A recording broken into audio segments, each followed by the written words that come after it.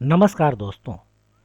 आमतौर पर हम किसी महान शख्सियत की प्रेरणादायक कहानी या जीवनी आपके साथ साझा करते हैं। इस जहान में कुछ शख्सियतें ऐसी हैं जिनके बारे में अल्फाज कम पड़ जाते हैं। मतलब कि हम एपिसोड पर एपिसोड बनाते रहेंगे और उनके बारे में, उनकी महानता और उनके किए गए कार्यों को एक एपिसोड में पूरा व्यक्त कर ही नहीं सकते हैं।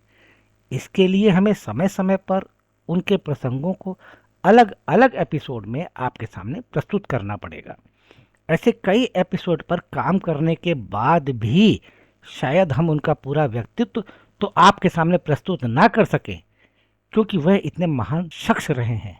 जैसा कि हमने आपको बताया कि अल्फाज कम पड़ जाते हैं उनकी बात करने में, लेकिन हमारा प्रयास जारी रहेगा कि हम ज़्यादा से ज़्यादा जितना संकलन एकत्र कर सकते हैं आपके सामने प्रस्तुत करें।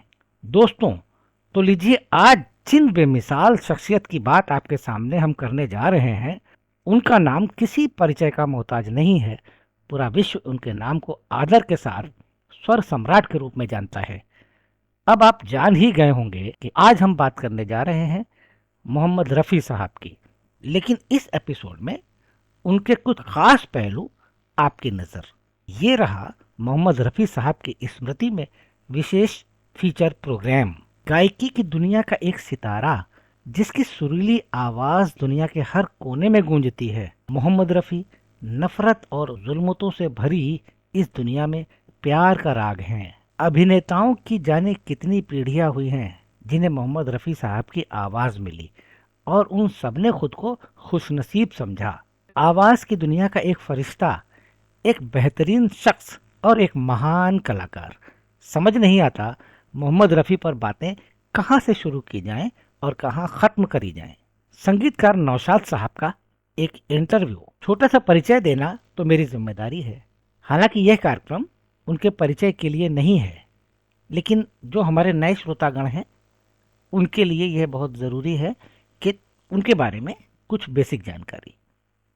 24 दिसंबर सन 1924 को अमृतसर के पास कोटला सुल्तान सिंह में मोहम्मद रफ़ी का जन्म हुआ था।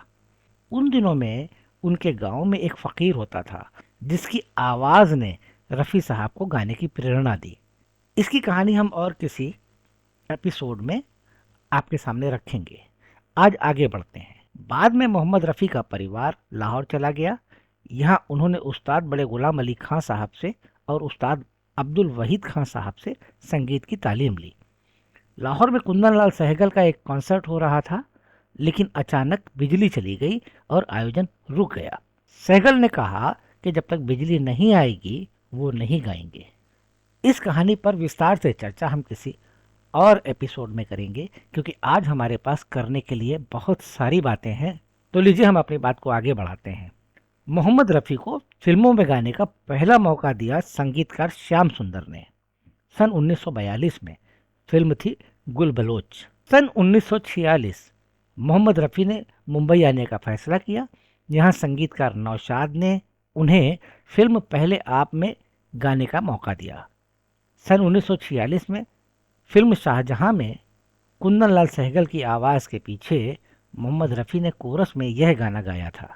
शुरुआती संघर्ष के बाद मोहम्मद रफ़ी को पहला बड़ा मौका संगीतकार नौशाद ने दिया।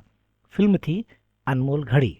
इसके बाद सन 1948 में फिल्म मेला के इस गाने से मोहम्मद रफ़ी को काफ़ी शोहरत मिली। सन 1949 में आया दुलारी फिल्म का ये गाना। मोहम्मद रफ़ी की कामयाबी का कारवां सन 1951 से शुरू होता है फिल्म बैजू बावरा। इसके बाद मोहम्मद रफ़ी ने पीछे मुड़कर नहीं देखा। संगीतकार नौशाद ने एक रेडियो के इंटरव्यू में यह बात कही थी।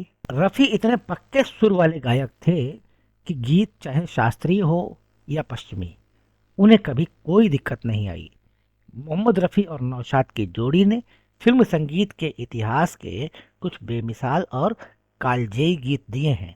सन 1960 फिल्म कोहिनूर राग हमीर पर आधारित ये गाना। मोहम्मद रफ़ी ने मस्ती भरे गाने भी खूब गाए।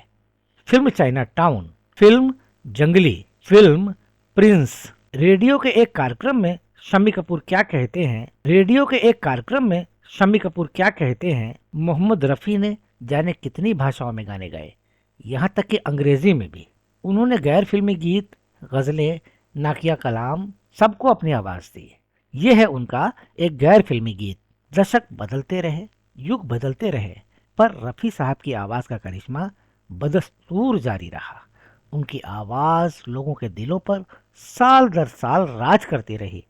आइए दशक दर दशक रफ़ी की यात्रा पर एक नज़र डाल लेते हैं।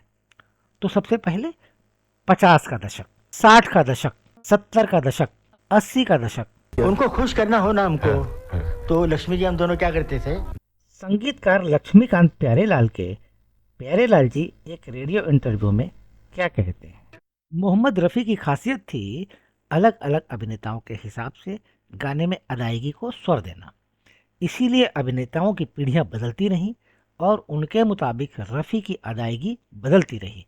आइए अभिनेता दर अभिनेता मोहम्मद रफ़ी की आवाज़ के इस सफ़र पर एक नज़र डालें। दिलीप कुमार, देव आनंद, शम्मी कपूर, धर्मेंद्र, भारत भूषण, राजेंद्र कुमार, जॉय मुखर्जी। हम अभिनेता दर अभिनेता मोहम्मद रफ़ी की आवाज़ की अदायगी के सफ़र पर निकले हैं और यह है गुरुदत्त की आवाज़। और जॉनी लीवर के लिए तो मोहम्मद रफ़ी ने बहुत बेजोड़ अंदाज में गाया। प्रदीप कुमार, शशि कपूर और ऋषि कपूर। कुछ ऐसे गाने भी आए जैसे किशोर कुमार पर्दे पर नजर आए, लेकिन प्लेबैक किया मोहम्मद रफ़ी ने। ऐसे ही एक गाने की कहानी संगीतकार ओपी नैयर की जुबानी। संगीतकार जोड़ी आनंद मिलन के आनंद क्या कहते हैं। जाने माने गायक शब्बीर कुमार। मोहम्मद रफ़ी की याद में यह था विशेष फीचर। आज का कार्यक्रम केंद्रित था स्वर सम्राट मोहम्मद रफ़ी पर। आपको हमारी यह प्रस्तुति कैसी लगी? यदि आपको महान कलाकारों की ऐसी ही प्रेरणादायक जीवनियाँ पसंद आती हैं तो ज़रूर बताएं। वीडियो को लाइक करें, दोस्तों के साथ शेयर करें और चैनल को सब्सक्राइब करना बिल्कुल भी ना भूलें। साथ ही नोटिफिकेशन पाने के लिए बेल आइकन को भी ज़रूर दबाएं ताकि हमारे आने वाले सभी नए वीडियो सबसे पहले आप तक पहुंचे। आपका प्यार और सहयोग हमें ऐसे ही बेहतरीन कंटेंट लाने के लिए प्रेरित करता है। फिर मिलेंगे एक और महान शख्सियत की अनकही और प्रेरणादायक कहानी के साथ। धन्यवाद।